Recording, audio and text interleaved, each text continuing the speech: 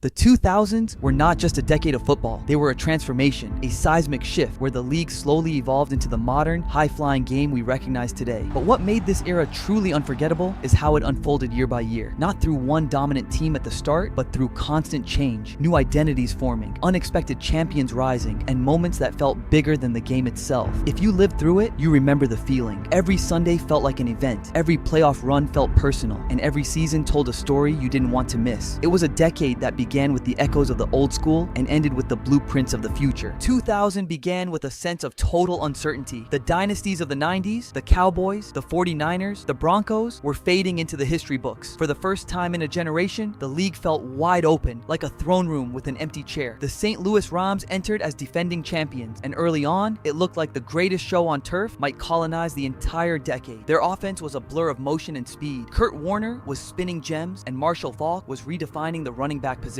Faulk wasn't just a runner, he was a matchup nightmare who could line up in the slot and burn a cornerback just as easily as he could run through a linebacker. They were scoring points at a rate that felt like a video game glitch, and it seemed like the high-flying offense was the only way to win in the new millennium. But as the season progressed, a different kind of storm was brewing in the AFC North. While the Rams were flashy, the Baltimore Ravens were constructing something antithetical to the modern game. Under Brian Billick, the offense was anemic, often going weeks without scoring a touchdown. But it didn't matter, because on the other side of the ball sat a defense that didn't just stop teams, it erased them. Led by the ferocious, sideline-to-sideline intensity of Ray Lewis, the Baltimore defense set a record for the fewest points allowed in a 16-game season, a measly 165 points. They were violent, they were disciplined, and they were psychologically exhausting to play against. Opposing quarterbacks didn't just worry about interceptions, they worried about their physical safety. They had a defensive line featuring Sam Adams and Tony Siragusa, nearly 700 pounds of man-mountain that simply made it impossible to run the ball. By the time they reached Super Bowl 35 against the Giants, the outcome felt like a foregone conclusion. The Ravens' defense didn't just win, they pitch shut out the Giants' offense, with the only New York points coming on a kickoff return. It was a stark reminder that even in an era of explosive offense, a group of 11 men playing with a singular, suffocating purpose could still define the championship. 2001 didn't feel historic at the start. It felt like a return to the status quo, with the Rams back at peak lethality and Warner winning another MVP. But the world changed on September 11th, and when football returned after a week of mourning, the atmosphere was heavy with a need for a new hero. In New England, that hero arrived in the most unassuming way possible. When franchise quarterback Drew Bledsoe, the man with the $100 million